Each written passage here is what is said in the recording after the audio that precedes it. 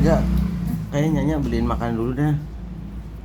Udah setengah 12, dia makanya tadi ngomongin sih masalah masak nggak sih gitu.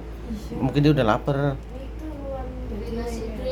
Udah tiduran dia lapar. Kalau saya sama Tasya mah gampang, tapi Nyanya jangan sampai kelaparan.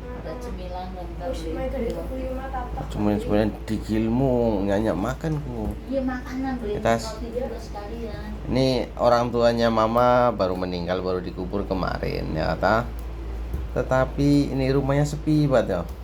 Anak-anak yang lain entahlah. Itu baru ada tadi satu ya.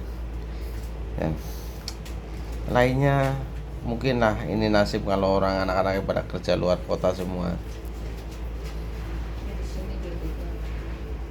Ini seekor ini punya anak seekor juga dia.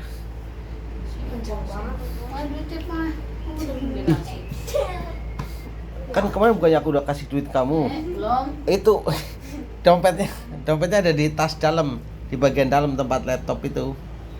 Dompetnya di situ. Jadi ini ada orang meninggal kemarin sepi kan, harusnya kan pada rembukan atau apa nih ngobrol-ngobrol gitu, atau minimal temanin nyanyi gitu, diajak ngobrol, dengerin dia cerita gitu, cerita leluhur. Gitu. Oh, ada di dalam tadi lagi ngambil duit itu di tas, mau buat itu belanja.